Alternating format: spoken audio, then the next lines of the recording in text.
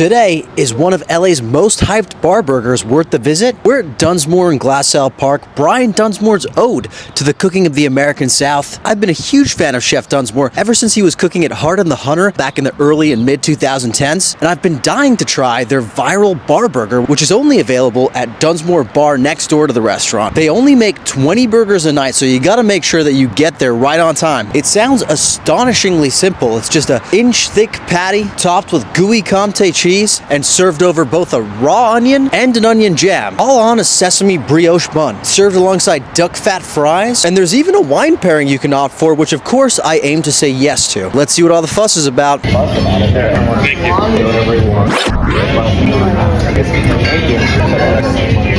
Alright, Dunsmore burger down the hatch. The first word that comes to mind when you talk about this burger is decadence. The fat content in this burger is enough to make any heart doctor very, very excited. The first thing you notice when you cut into this burger, it's super rare inside. At first I was like, oh, not because I'm like afraid of raw beef. I just prefer my burgers to be medium rare. However, eating it, I kind of didn't mind how rare it was cooked. You kind of get to experience every spectrum of beef. The nice crust on the exterior, medium rare towards the edges, and then in the middle you get that sort of like tartare experience. The Comté cheese works quite nicely. It's got sort of like a mild nutty funkiness. I think the really cool thing is the unholy matrimony of the raw and onion jam. The raw onion adds that sort of like bite, and the jam adds the much needed tang to cut through the richness of the burger. Honestly though, I could have used a little bit more of it. I think my issue with this burger is that it eats a little one note. It's kind of just like all gas, no brakes. I could have maybe used a little bit more of that onion jam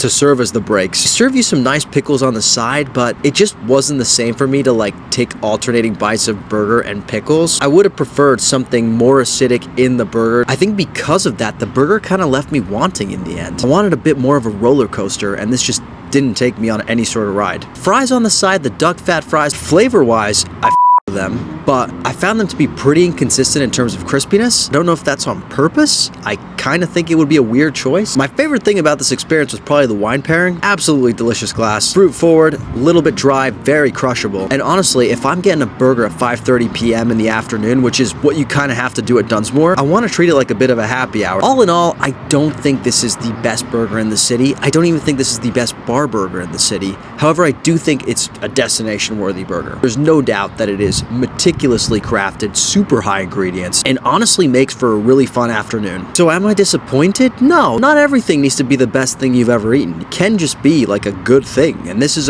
definitely a good thing. Personally, I'm still going to be coming to Dunsmore a lot, but I'll definitely favor the restaurant experience over the bar experience.